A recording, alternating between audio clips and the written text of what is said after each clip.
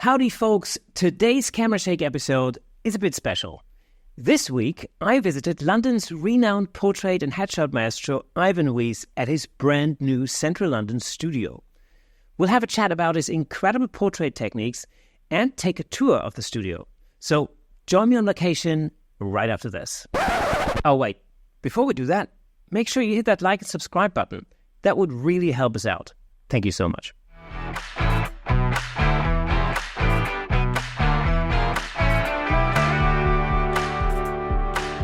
Welcome to this week's episode of the Camera Shake podcast. This time, not in the studio, because today I'm on location with Ivan Weiss in his brand new studio. Ivan, how's it going, man? Pretty good. It's good to see you again. It's been a while. In real life? Yeah. The first time that I can actually do that. Like, you're real. You're not just on a screen. I know. Fantastic. Well, we're here in central London in your brand new studio. We're going to be talking about your studio in just a second. And whilst we're having this conversation, I'll be cutting some B-roll so you get a really good impression of what this is actually like, because it is absolutely fantastic. Even if you can't see it on screen right now, make sure you keep watching just for that. But we're going to be talking about what it takes to build a studio, in a place like this, the ups and downs, ins and outs, and so on and so forth. Sure. And of course, we're also going to talk about your process, because for those of you who don't know, Ivan Weiss is a headshot and portrait photographer here in central London. How would you describe your style? How would I describe my style? Oh, it's been a while since I've been asked that. It's just me. I like color. I like contrast. It's all based on expression. I love a very expressive picture, and I like using color and light and contrast to amplify that expression. So your style comes across as being a very, painterly. Is that what we use? I've heard that word a lot before. I've never quite worked out what that means. Whenever I see people say, "Oh, it looks like a painting," I think they just mean it looks good. Yeah, I think that's which I'll take. I like that's a compliment. I think people mostly mean it as a compliment, so that's nice. But I don't think it actually means much. I was kind of thinking about it a little bit more just last week. I think there's a bit of an assumption that photography is an accurate representation of real life, and I don't agree with that at all. I don't think most photographers do if they think about it. It's much more about an expression of my perception of what's in front of me, or how I want to present what's in front of me.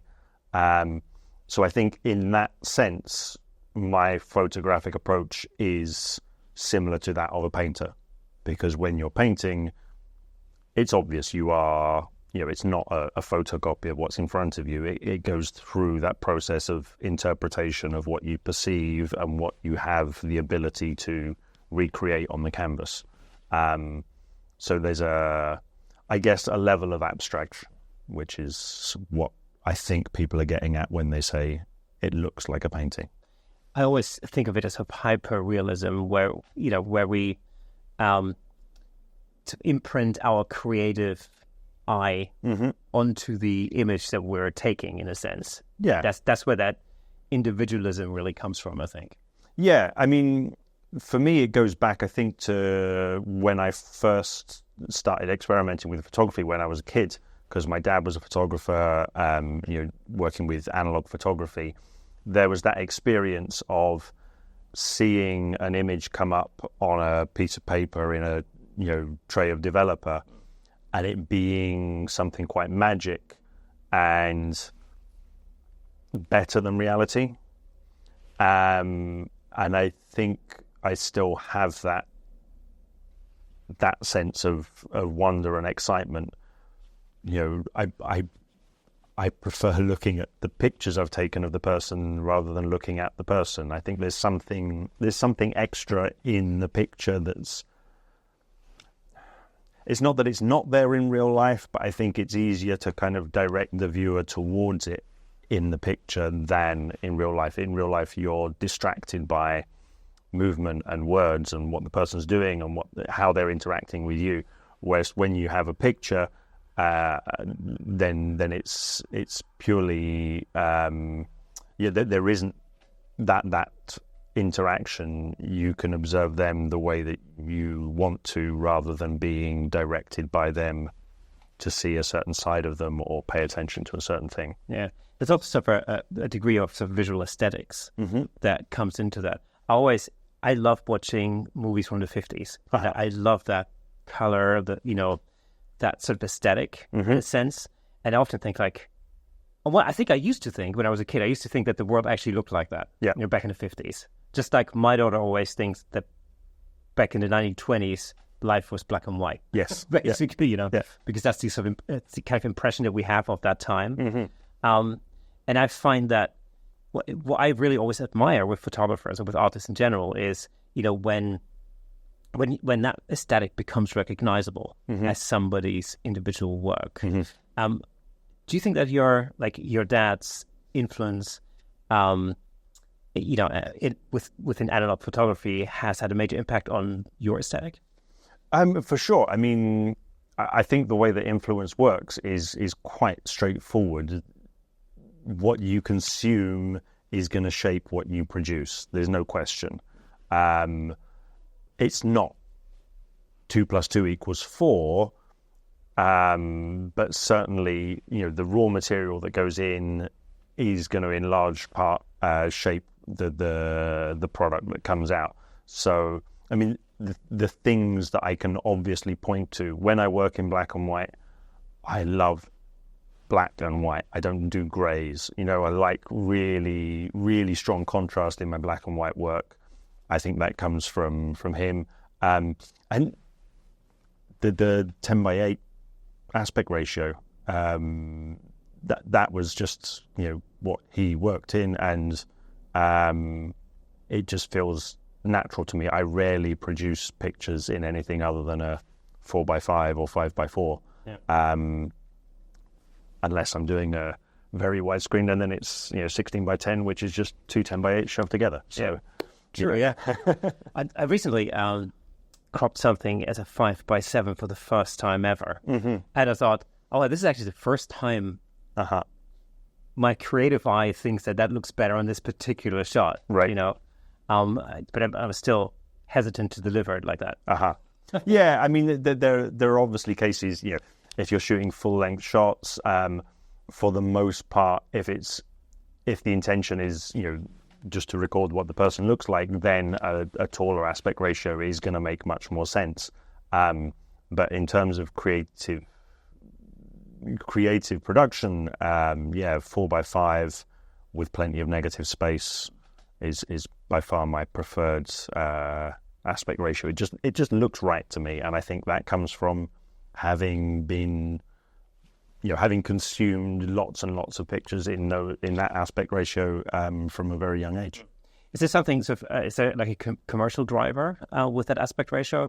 We're in London at the moment. You're a very well-known headshot photographer in London. I don't know, styles differ between New York City and what else. Is there sort of a driver to deliver in 10x8 over here or not? I mean, in terms of Instagram, that's sort of the maximum screen size that you can get is if you do a 4x5 portrait aspect ratio. But I think those things are less and less relevant as we go on. I mean, the size of phones that people have nowadays, you don't really need to be conscious of maximizing the amount of screen size that you're taking. People can see things perfectly large on the screens that they have. I think within the uses that people are going to make of pictures, people are mostly quite comfortable with if they need to crop a picture to fit into a given requirement on a social media platform or a casting website or whatever it is, they do that. Most of the websites have tools that make that kind of stuff easy.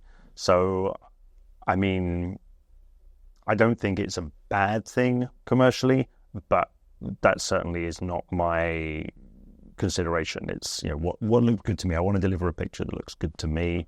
And then, if it needs to be shoehorned into some other aspect ratio for some other reason, it can be. Those compromises can be made, but the initial production of the picture should be based on what looks good to me. And I'm guessing from a delivery standpoint, casting directors receive digital imagery anyhow, so it doesn't really make a difference. Yeah. I mean, if an actor's spotlight page, it can have a mix of different aspect ratios on it as appropriate. You might have screen grabs from something that's 16:9, a 4:5 close-up headshot, 2:3 full-length portrait. It can all live simultaneously there. I think, as I say, it's about making a picture that is engaging, compelling. That's the point. If it's correctly cropped but dull as ditch water, no one's going to look at it. So, who cares about the crop? Yeah. And of course, you're doing most of your work in the studio. Yes. Now you've been in the studio for how long? 6 months now. After 8 years in your old studio. Yeah. 8 months in the previous place. 8 years in the previous place, and 6 months here. But it feels like home already. Yeah. Tell us a little bit about this studio. How did you find it, and what did it take to get it to the state that it is in now? Well, it was a long process. I looked and looked and looked for about. It was about a year, start to finish, finding a place, agreeing a sale, getting a mortgage as a self-employed photographer. So soon after the pandemic, all of that was quite complicated. And then in the last 6 months since I've been here, making various improvements, mostly aesthetic, but also practical things. And that's not yet finished. I think that's going to be an ongoing thing. But I had a definite idea of the sort of minimum requirements. Ceiling height was a big one. Location, important to a degree. I was previously in central London. I didn't want to move out of central. But within central London, I've moved to a different part of the centre of town, so that it's a new area for me, which is it's actually turned out to be quite beneficial. But yeah, it's an ongoing process. We're so central in London that literally, as you mentioned earlier, if the shard were to fall over, it would hit us. Yeah. It's an interesting drive, I have to say. But yeah, we're as central. I don't think it's going to fall over. By the way, we're safe. It's not that windy. Yeah. But we're as central as you could possibly be, I think, in London. Yeah, there are more central locations, but it's in Zone 1. It's within walking distance of most of my clients, though obviously, they tend not to walk to me because they're bringing suitcases, and I tend not to walk to them because I'm taking equipment with me. But yeah, it's easy to get around. So as a headshot photographer, how important is location in that respect? I think generally speaking, as long as you have access to about 200 people a year, you can run a business. I've got about 10 million people within a 40-minute radius of here, maybe an hour radius of here, which is a lot. It's more than I need, but I've also got, probably 15 to 20 photographers within arm's reach, Yeah. If I was living in a small village in the middle of nowhere, I probably wouldn't have so much competition, and therefore it would be easier to reach the people. I think it balances out. The market for photography is it's sort of self-regulating. People who can't make a living because there's not enough demand for the type of work that they want to do stop doing it. And it's possibly also, it's often a question of specialization. Mm-hmm. Like you probably, if you're within a larger urban area, it's probably easier to specialize, niche down than it would be if you're out in the countryside somewhere. Yes and no. I think it depends on how you market yourself. There are certainly photographers who have their base in the middle of nowhere, and part of the experience is that people travel to them maybe, stay overnight. It's a sort of residential weekend thing that you go and have your portrait taken. That doesn't really suit how I work, how I want to live my life. So that's not for me. But I think there are ways to make those things work no matter where you are. I mean, what I'm saying is, I was born and grew up in London. That's why I'm based in London. I don't think you have to be in London to be successful as a photographer. It's certainly true that for commercial photography, London is one of the important centres in the world. But I'm not in commercial photography. I happen to be in London because I was born here. Your clients are predominantly actors and corporates? I have a lot of actors. I have a lot of people in creative industries in general, so architects, designers, people around those kind of industries and adjacent to those industries. But really, I think most people appreciate that in 2024, having a good photograph of yourself is a useful thing to all kinds of people. And therefore, that opens up a wide potential market for me. Within that, it's people who like my aesthetic. There are definitely people who don't care about the aesthetic and they just want a picture. And photo booths still exist, Snappy Snap still exists. A passport picture is a passport picture. There is a market for that, and that market is catered to by different photographers and different companies. But yeah, I get people working in all kinds of fields really, but the common thread is that there are people who have some kind of appreciation of art and aesthetics. And one of the biggest issues when it comes to running a studio is always thinking about overheads and so on. Mm-hmm. Of course, in your case, you cleverly actually live in your studio. Cleverly, yeah. Well, things are going well, but I can't afford 2 properties in central London. So, I mean, that's always been the way for me. I don't have a very definite boundary between work and life. And while there are some challenges with that, I think for the most part, it's a positive thing. I mean, I've always said if I were to be, hugely successful and be able to afford a separate property to live in and one to work in, I'd probably want them to be one on top of the other anyway. Just the idea of commuting doesn't really make sense to me.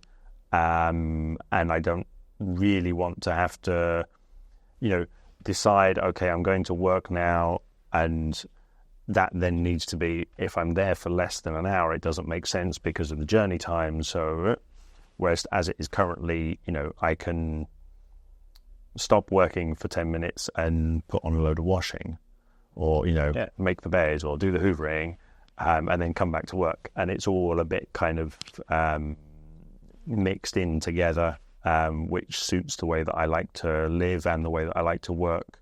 And then, those days when you have to stay up and, do post-production until 2:00 in the morning, it's quite nice to be in bed at 2:05. That's what I love about it, yeah, for sure. What I'm said. But that's the thing. I love having shooting space at home because for that exact same reason. Mm-hmm. You can work until 2 a.m. and then literally just turn the lights off and go to bed, and that's it. You don't have to travel. Yeah. And of course, for those of you guys out there and girls listening, from abroad, I think the thing to understand about London is that space is a real commodity. Yes. Yeah. I mean, certainly, like friends and colleagues that are in New York, they appreciate the kind of constraints that we have here in London. Friends and colleagues who are in, for example, LA, not so much. Yeah. There are parts of the world where space is not so much a premium, and it's much easier to have a large studio without it costing an arm and a leg. That's really difficult to do in London, but it's not necessary. Again, I grew up here, so I'm kind of conditioned into that way of thinking. To have a sort of, what have I got here, like 75 square meters, that's luxury. Yeah. In central London. Yeah. Whereas that would be, the garage for somebody. Yeah. And living in the Midwest. To find a property like this with extremely high ceilings as well, which is absolutely ideal, massively large window, which allows you to use natural light as well as artificial light. It's a perfect setup for a studio. Yeah, so I mean, the types of properties that lend themselves to photography, or at least studio photography, the type that I like to do, are mostly industrial or commercial buildings, and because of the property market in London, there is a lot of industrial and commercial properties that have been converted, because there isn't much industry, and commercial buildings are of a different nature. A lot of commerce has gone online, so they don't need the big spaces anymore. So this was built in 1950. It's got a 3.3 meter ceiling height and 2 meters by 4 meters of south-facing window. So not typical for a residential property in London, but quite typical for that kind of era of light industrial. Yeah, well, it's difficult to find a property like that ticked all the boxes initially. Yeah, it's difficult. I mean, finding a property is difficult anyway because it's hugely expensive property in London. So, sort of starting out from the point of view of what I want or what I would like is great, but then you have to reconcile that with what I can actually afford. What the bank says I can afford, not just what I think I can afford. There was a bit of a mismatch there. So it took a long time, and then of course considerations like location, not just in terms of what's the area that I want to be in. It's not so much that for me. It's how well is that connected to the places that I need to be, or the places that my clients are going to be coming to me from. So good transport links, parking, those kind of things. So I had some very specific requirements, and as I say, it ended up taking about a year to get it all done.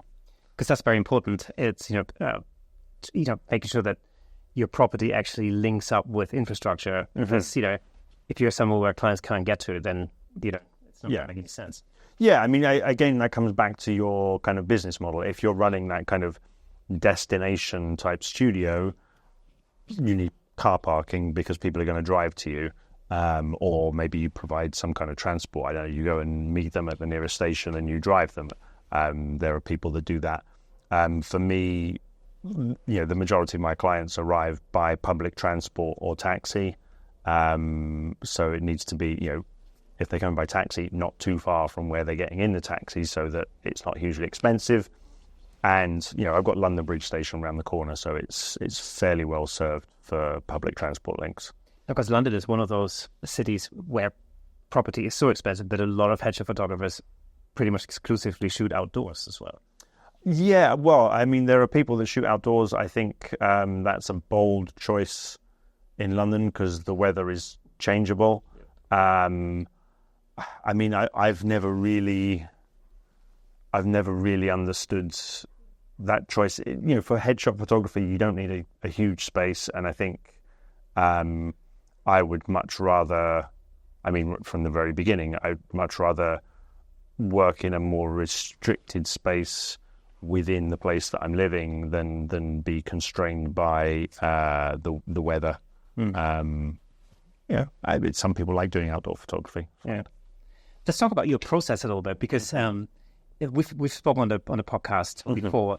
In fact, very early on in the pandemic, I think you were on the show, and I highly recommend for anybody listening or watching to go back to that episode. I cannot remember what episode number it was, probably like 40 or something. It was pretty early on. And then we also did a challenge, like a selfie challenge at some point when things got really bad. When there was nobody else to take pictures of. Yeah. Exactly. Yeah. That was also fun, super fun episode. So make sure you check that out. I'll put some links, and if you are watching on YouTube, there'll be some links somewhere up there. I don't know. If you're listening to the audio version, of course, as I always say, make sure you head over to YouTube if you want to see some of our guests' photography. I will fly those images in. And also, of course, if you want to have a good look at Ivan's studio, then I highly recommend you head over to YouTube and check that out as well.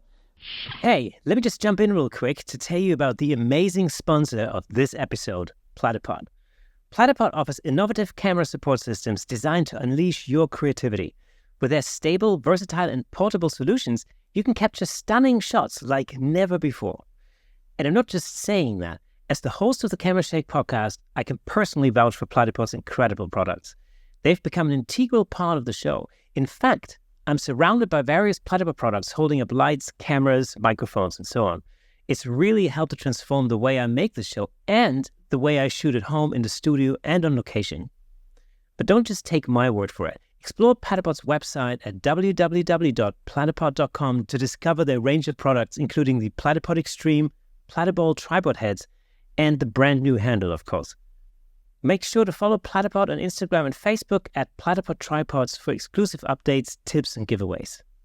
By choosing Platypod, you're not only investing in your photography, but you're also supporting the Camera Shake Photography Podcast.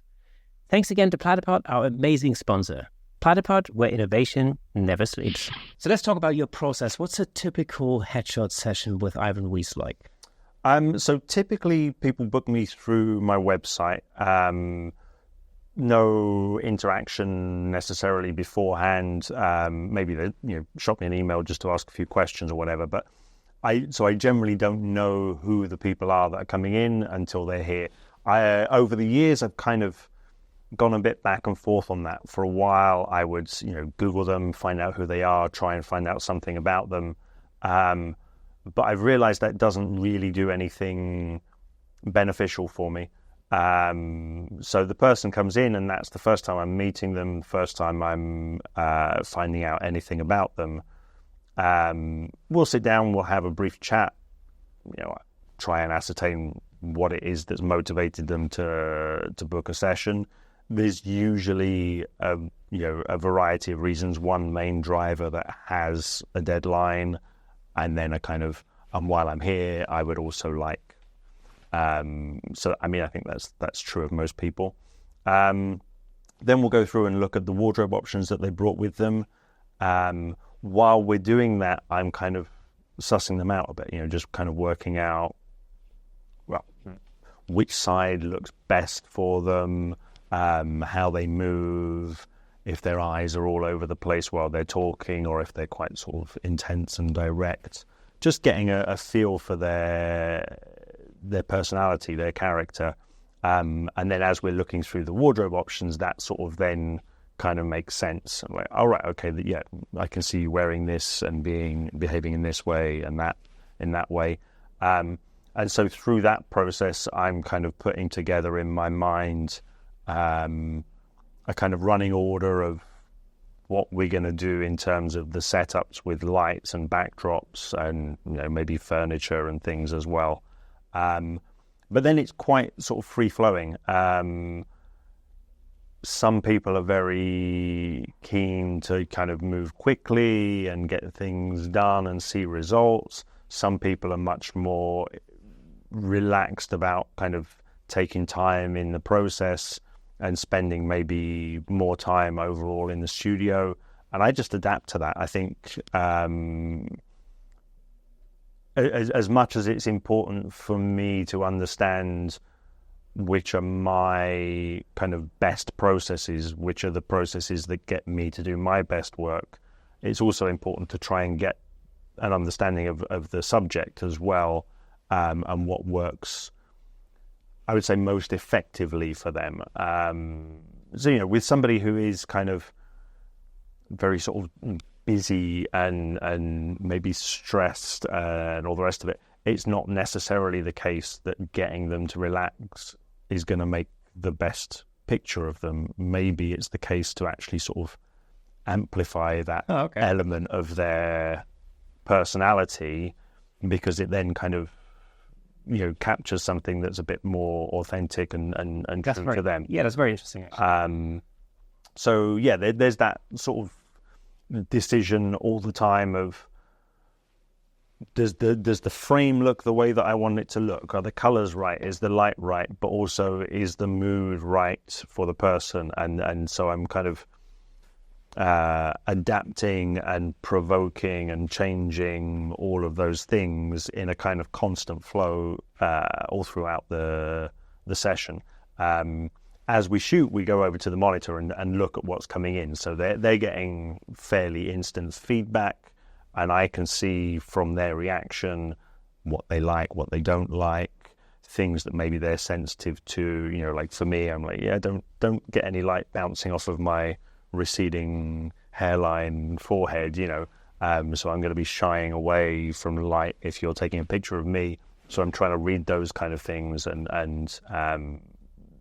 respond to them, not necessarily, accommodate, but just to make sure that I'm picking up on those things.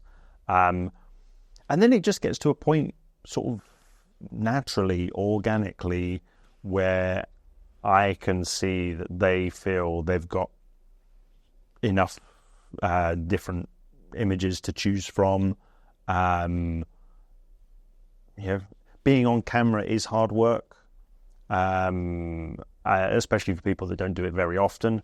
So at a certain point, I feel, okay, they're going to be losing their energy fairly soon. So at that point, I'll make a point of, asking, is there anything that we haven't shot that you definitely want to get? And then it just sort of naturally flows into the sitting down and going through and making a short list of images. So yeah, it changes from person to person. The interesting thing is how it very often it pretty much averages out the same for most people in terms of the number of frames shot, the total amount of time in the studio. Even for somebody where you feel you're working very quickly, maybe you shoot more looks but fewer frames in each look. Yeah. Somebody where you feel you're working very slowly, okay, there's fewer different looks to choose from, but the overall number of images it's about the same. Yeah.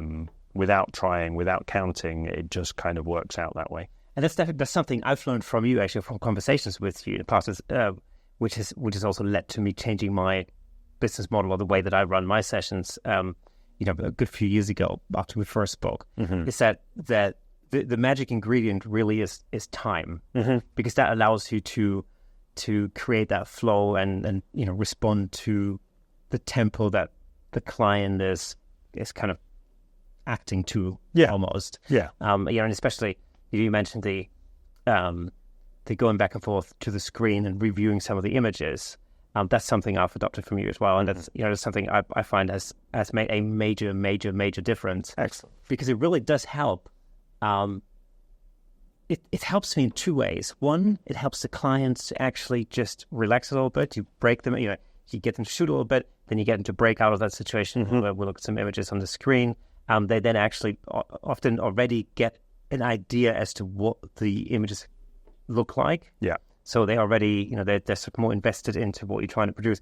But then at the same time, it gives me an opportunity to observe the client. Because I find whilst they look at the selections on the screen, I usually watch them at least with one eye. Yeah. Because then I know what they react to and what they don't react to. And I get to figure out what it is that they like. For sure. And this could be as simple as, I just don't like that side of my face. Yeah. Yeah. And then I'll just shoot them from the other side. Yeah. Valuable information learned. But, and that's also got me to restructure the way I structure my sessions, in the sense that I don't really put a time limit on it anymore. And that's something that I've learned from your approach, for sure. Yeah, I mean, I think creativity doesn't really happen to a set timetable. Removing... I mean, it's an arbitrary thing, right? If I say a session is 2 hours, I've just made that up. Yeah, exactly. Right? Yeah. How many pictures do you want? 5. Okay, I can shoot 5 pictures in half a second on that camera. So what? The session should be half a second long, right? Exactly. Yeah. It doesn't make sense to approach it from the point of view of time. It does make sense when you're thinking about it purely logistically. because you want to be able to divide up your day. You want to allocate studio time. You want to know at what time the person is going to arrive and what time they're going to leave and all of that. But all of those things, all of those considerations are entirely nothing to do with making pictures and everything to do with the organization of your life. So I say put the picture making front and center in your business model as far as possible. You know, because that's the thing you're doing, right? That's your selling point. That's why people are coming to you. If you've made all of the pictures that your client wants and they're happy, you end the session there. Whether that's after 5 minutes or 5 hours, it doesn't really matter. Like I say, most people won't have the stamina to be on camera for more than about 3 hours. It's just hard work, you know. Most people are not going to want to have that big a range of pictures taken on the same day that it's going to go beyond, you know, 3.5 hours, whatever it is. And similarly, some people will really value the fact that you can get everything done inside 30 minutes. Yeah. How do you know before they've come in where they're going to place the value? You can't. Exactly. So concentrate on making the pictures. Everything else is secondary. And the thing is, of course, you know, traditional sort of marketing strategy will always tell you, well, you should have like 3 different options. You know, people will usually go for the middle option. That's a traditional kind of marketing approach. Yeah. And there may very well be some, you know, social behavior science that points to that model. Mm-hmm. That being said, though, from a purely practical point of view, I've certainly realized that actually by taking these limitations away, what you're actually doing is you're sort of taking mental limitations away in the client's mind. Because, you know, if I book, I don't know, a 20-minute session that let's say, call it a 45-minute session that comes with 3 shots, I'm much less inclined to buy any additional shots because I already have that figure, that number 3 in the back of my head. And I'm thinking, you know, if I'm thinking, oh, maybe I should go for a 4th one, my brain will probably say, no, because you already have 3 included in the fee at that point. Yeah. And it makes it less likely. And again, purely from a practical point, is I've certainly noticed that although from the outside it may appear like I'm spending more time on each session, actually each session has become much more profitable. You know, so purely from a financial point of view, I've certainly noticed that changing my system has absolutely benefited. You know, the profitability of it. Yeah, I mean, I think you have to understand why you're doing what you're doing. If you're doing what you're doing in order to be the most effective marketing operation that you can be, to be the most profitable business that you can be, that's fine. Concentrate on those things. But I think most people go into photography because they like making pictures. Yeah. So that has to be, I think, your guiding principle. If you are in tune with what makes the process enjoyable for you, what makes the process rewarding for you, maybe not always enjoyable, but rewarding for you, that's where you're going to create your best product. So understand what's the best process for you as a photographer. That's going to lead to the best product for you as a photographer. If you're making your best product as a photographer, you're then more likely to be able to sell that. So I would say, you know, in terms of advice for business models, if it starts with profitability, ignore it. Yeah. Process, then product will lead to profit. Yeah. I can't tell you how much. I can't say that it's going to be more profitable for you to work in the way that you want to work, but it's definitely going to be more rewarding. Yeah. And that to me is far more important. You know, giving people a ton of options to choose from in terms of, you know, the gold, the silver, the bronze session or whatever, does nothing for me as a photographer. No, it really doesn't. So I don't do it. Yeah. The biggest benefit for me, other than, you know, the positive side effect that it has become more profitable, but the biggest benefit for me personally has been that I don't feel like I'm shooting against the clock. Because that, to me, that's always been the factor of the most annoyance, you know. And I've found that if I could take that stress out of my perception, you know, or then it immediately makes it a lot more enjoyable to the client as well, because I'm much more relaxed, which basically means then, you know, that is infectious to the client. Yeah. You know, and so it's sort of a double whammy in many ways. Yeah. If I'm explaining it very, very clearly. But what I'm saying is I'm not as stressed because I'm not constantly looking at the clock. The client is not as stressed because, again, they're not looking at the clock, and also, you know, they can ease themselves into the whole process. And also I find that actually, realistically, within the first, 30 minutes or something, I'm probably not really getting to the good stuff. Like, I'm not really necessarily really getting to the shots where, you know, everybody is on the same level, everybody's tuned in, you know, the client is in the zone and really starting to enjoy the process. And that's where I tend to, for me anyway, that's where I tend to get to the stuff that they'll love afterwards. Sure. You know, like I say, I think it is down to each person to understand the process that works best for them. Some people massively enjoy the kind of, you know, I've got 10 minutes and I have to nail it kind of scenario. You know, I do that sometimes in, you know, particularly in sort of corporate work. And it's a different discipline. There are different things about it that's rewarding. But that's not how I want to live my everyday. You know, in your individual studio session, what is it you are selling? If you are selling your time, you pay me by the hour. Yeah, I mean, that just doesn't seem to me to be a great start for creating a business that's going to be something that I'm going to want to do for the rest of my life. Yeah. It's more of an experience, I think. That's the most important part, because that's what I always. One of the comments I usually hear from clients, especially if they've got experience with other photographers in the past. I always get positive feedback on the actual experience, and even if somebody comes in quite apprehensive at the beginning, you know, a little bit nervous, they've been there before and didn't like it, and they just see it because they have to, because their boss said, you know, get a new headshot or whatever. Or the agent or whatever. You know, if they leave happy at the end, I know then that session was successful. That's how I measure it. Yeah. You know? Rather than on the amount of images sold. Sure. You know, that's because they have a client who's potentially a recurring client. Yeah. So I mean, I don't know if you've ever worked in other jobs. The thing that's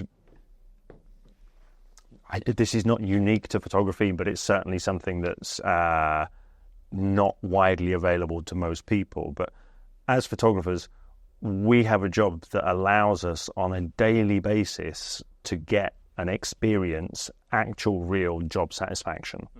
You know, in previous jobs that I've worked in, maybe I would work on projects that, you know, would go 3 months, 6 months, a year, whatever.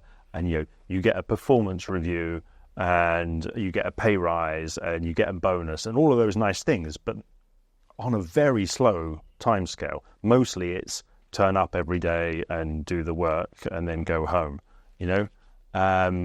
Whereas I wake up every day and I think, okay, today I'm going to make some pictures, and at the end of the day, I'm like, I made that picture. That's really cool. Yeah. I really like that picture. Yeah. And that, you know, if I didn't get that, then I've failed. But there's absolutely no reason to create a business model that prevents you from having that possibility, you know? So yeah, as I say, if your process allows you to have a bit of play, have a bit of creativity, have a bit of trying different things out, you're going to be able to have that job satisfaction on a daily basis. And that, to me, is worth more than the profitability of the business. Yeah. I think it's important to experiment with that as well and try out different things, like you said. For sure. You know, so if you are already running a headshot business, or if you're, you know, a portrait photography studio, or if you're thinking about getting into it, it's really worthwhile to try out different models to see what suits you as an individual. I think that's yeah. I mean, if you've got that, if your business model is based on 3 packages that are a set amount of time and a set amount of images, you're creating the incentives for yourself to just maximize the efficiency of the commodity that you've created, which means to cut out all of the play and the experimentation. Yeah. So long term, it's leading you that way. Whereas what we're doing is long term going like that. So we're growing and developing and trying out new things while we're getting paid to do it. Yeah. So it's a very sort of positive reinforcement, positive feedback loop, rather than the, I would say, quite negative feedback loop of how do I make this process more efficient? How do I shave off 2% of my overheads here while maintaining the profitability of that thing? Or how do I sell X many more of these things per month? What was for me, optimization basically means like, okay, well, how can I make this like background change? Happen more, I don't know, dynamically or something like that. Whilst I'm doing that, and that to me is the challenge. I'm in a small space. And sometimes in small spaces, you can't necessarily move rolls of backdrop around quite easily, especially when a client is there. So I'm constantly thinking, okay, how can I do that without knocking the client's head off or something like that? That to me is the fun part. Yeah, absolutely. Finding ways to give yourself that creative flexibility within the limitations of the space, the equipment, whatever it is that's the limitation for you, for sure.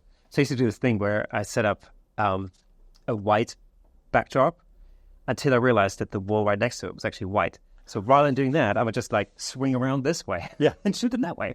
Problem solved. Much easier.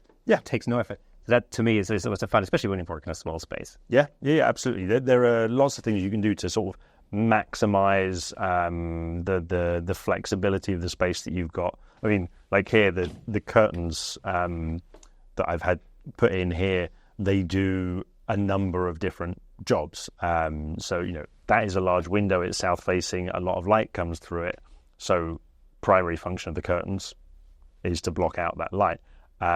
But I put in curtains that I quite like visually so that I can use them as a backdrop as well. The curtains pulled across here are hiding where we've got all of the backdrops attached to the rollers on the wall, so that space doesn't necessarily look like a studio when you come in. So it is used to kind of hide, conceal, work as a backdrop and as light control, all of that from just a curtain. Which, in a small space, a curtain's quite a good solution. Absolutely, and the window itself becomes a light source. That's the other thing. And you can pull the curtain across halfway or a quarter of the way, whatever, make that window smaller, larger. I put these scrims up so that the light coming through doesn't have to be hard light as well. Let's talk a little bit about the setup in your studio. Just show us through what your setup looks like. So, I mean, this is kind of my main shooting area, shooting direction, let's say. So behind this curtain, I've got a whole bunch of hand-painted canvases on rollers, and the wall behind it is white. So if I need a white wall, I've got that rather than throwing up a roll of white paper. So most of the time, I shoot in this direction, at least to start off with. On the other side of the studio, so we turn around 180, and I've got a concrete wall, which is really nice as a backdrop in itself. The key thing that's different with that concrete wall as compared to a canvas that kind of looks like concrete is you can lean on that. So in my previous studio, that was a limitation. I didn't have any walls that looked nice photographically, so there was never the possibility of having somebody lean on a wall. Because canvas will just move. So I use that for that.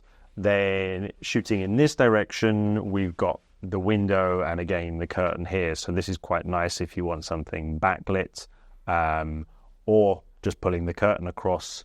The studio is longer in this direction than it is in that direction. So if I'm shooting full length, they're probably going to be here and the camera coming in from this side.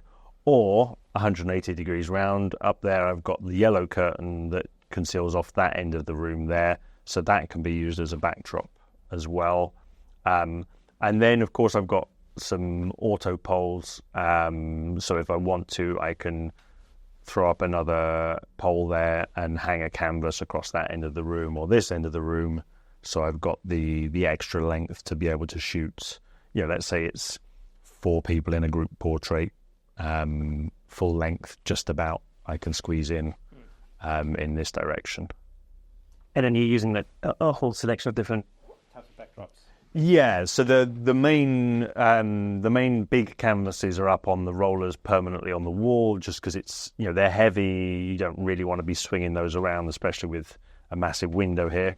So they're there and they're fixed. Then I've got a range of narrower canvases and colorama papers that will just go onto a C-stand, and I can use those to create corners. So there are several that kind of look a bit like concrete, and I'll just hang those at 90 degrees to that wall, and then all of a sudden I've got the corner of a room. Yeah.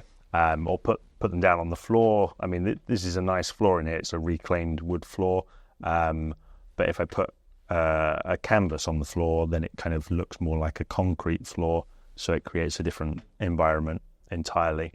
And then over on that side, I've got all my kind of storage, so I've got a whole bunch of different fabrics that I use for covering chairs and tables and things, all of my many and varied light modifiers, probably more than I need, but it's fine. I like to play with those kind of things.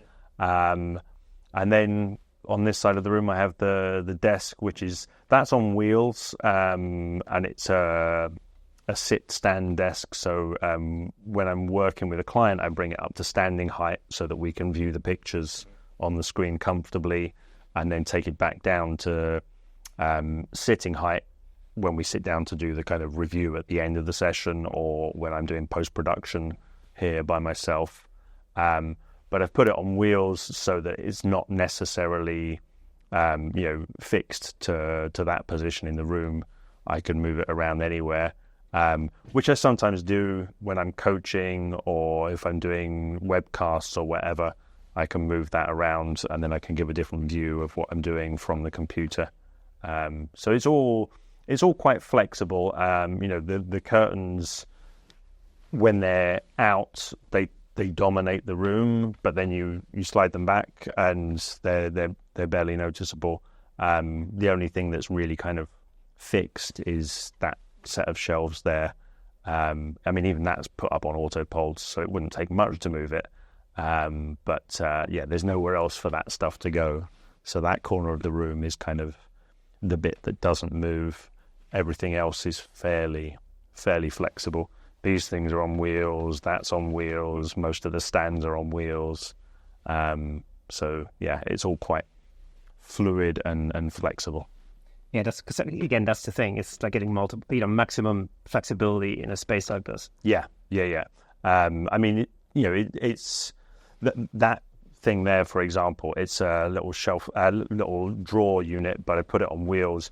You can sit on it. It's something that I'll have somebody sit on to be photographed, but it's also the storage for various small battery-operated lights. They all go in there. In one drawer, in the other drawer is a whole selection of gels for making lights different colours.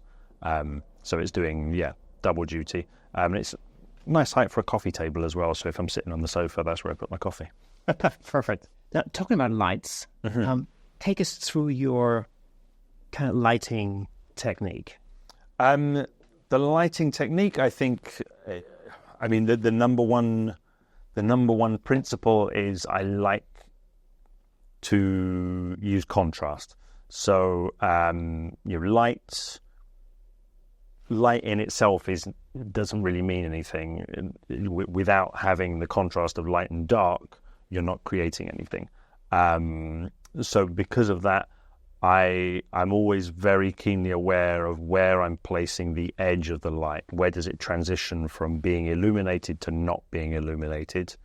And using that to create or suggest depth or layers, in the image that I'm making. So, for example, if I'm lighting somebody's face, I tend to light in a way that the ear is going to remain significantly darker than the front of the cheek, and the nose, and the eyes. And that's all about understanding the direction of light and the way that the light modifier that you're using spreads the light. That principle is then just applied, as many times as I have lights. I'll often shoot with multiple lights, 5, 6, 7. It doesn't matter. Each one's there to kind of do a different job in the image, as long as it doesn't just become a mush. If you're lighting everything, you just made everything completely flat, and that's not really very interesting. That's where it boils down to precision, I think, at that point, because as soon as you've got lights overlapping, then you've lost all control over that. Yeah. That said, I don't think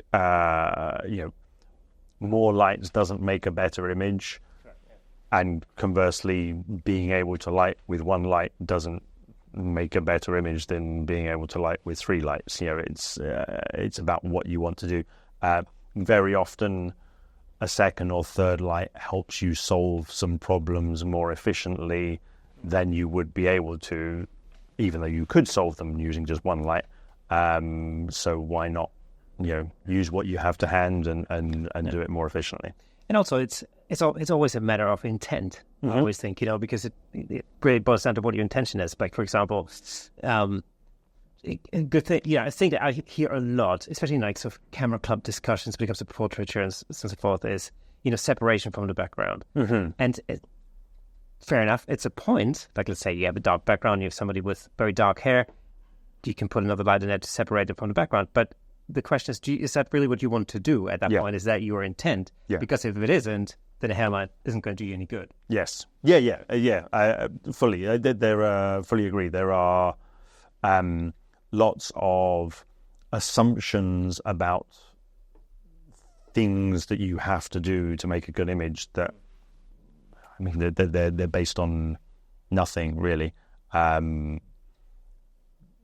Is the image compelling? Do you want to keep looking at it? If yes, then it doesn't matter how you achieved it. It's interesting to understand how you achieved it so that you can then maybe replicate it and make some tweaks and see what happens. But to say that, there must be a 2-to-1 ratio or, these kind of formula things are not really useful beyond the very beginning of your lighting photography journey.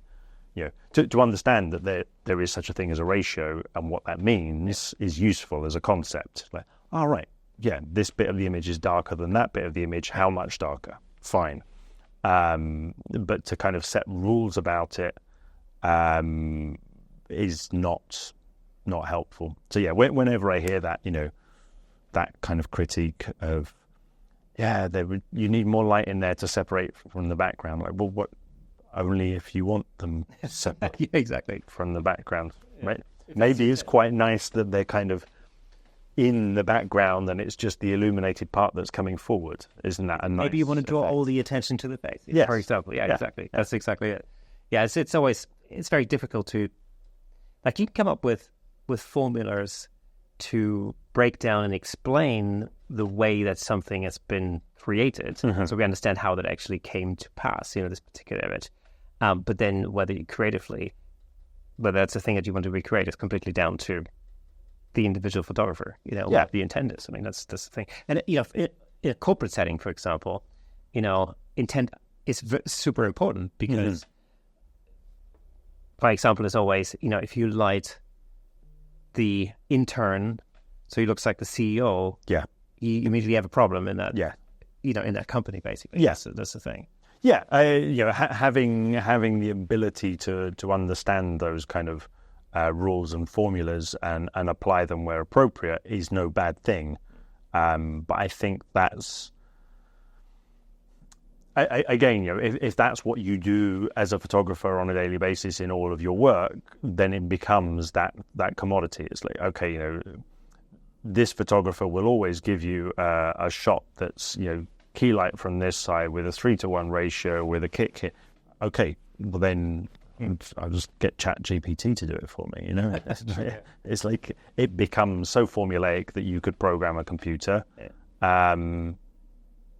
What good is that to anyone? Yeah, I mean, there's a danger of, I was thinking of becoming a victim of your own success when you create a very specific look, because in a sense you're then so bound to that.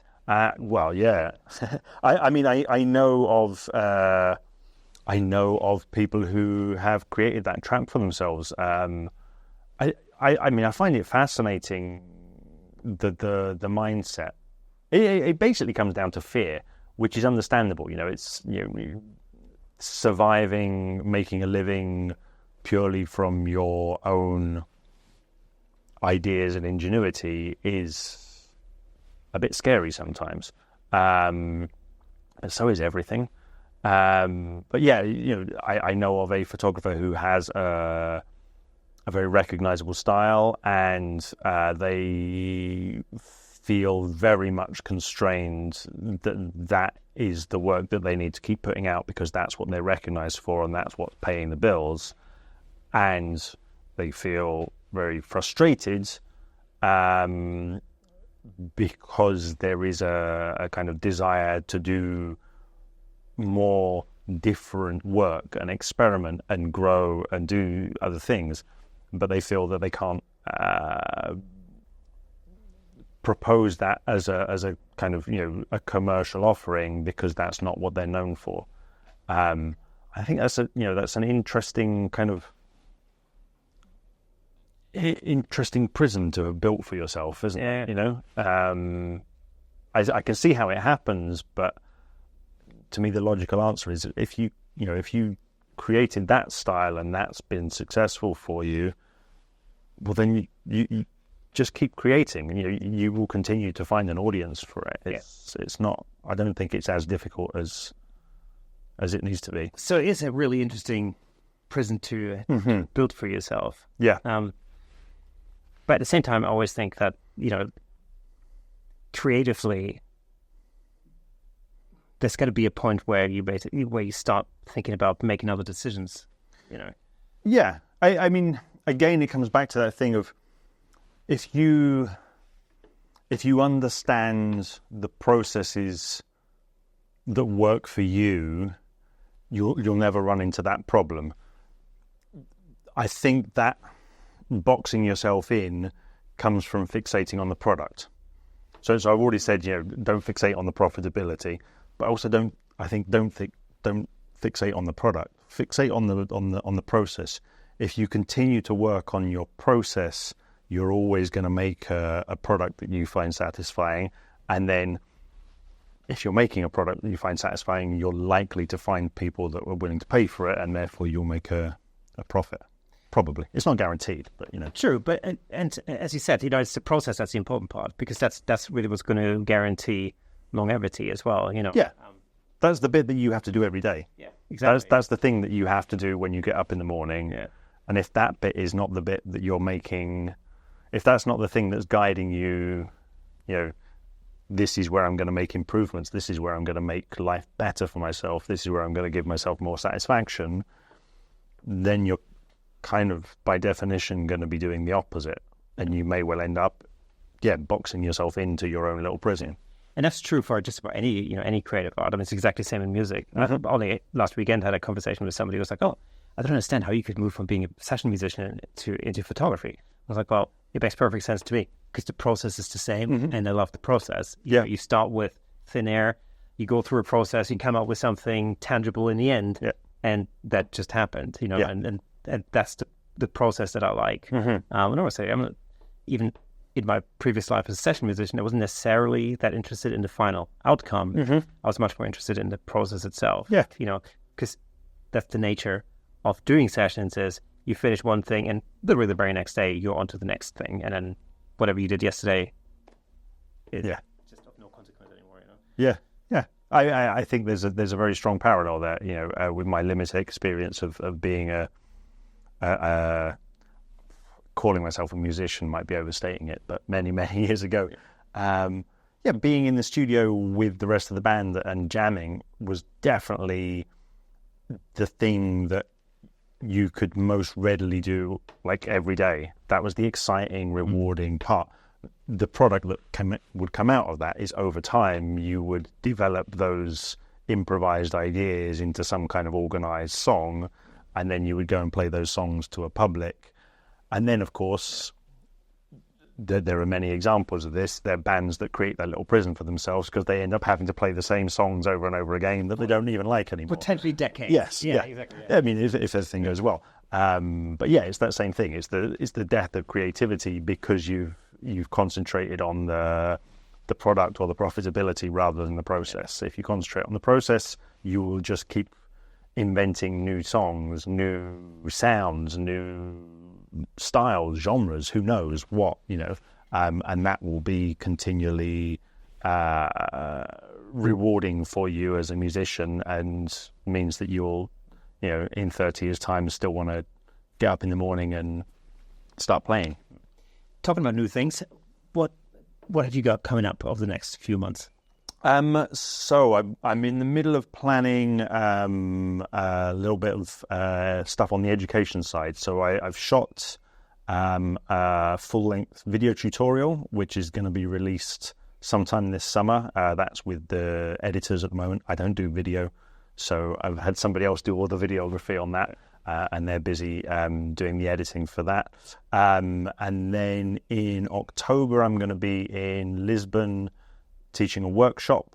So that's going to be a fairly full-on thing. I think that's going to be 3 days. That's at the planning stages at the moment. So more details to come soon on that.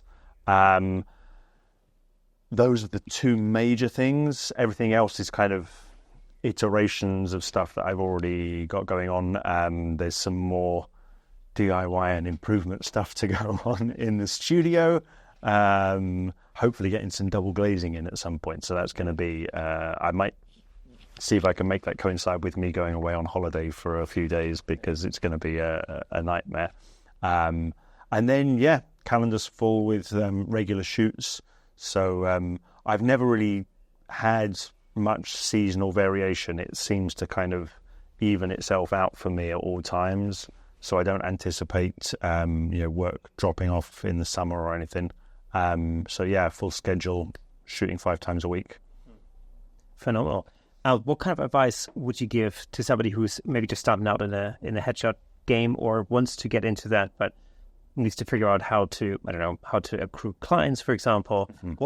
What bit of advice would you give them? I think portfolio first. So you put out examples of the kind of work that you want to get paid to shoot.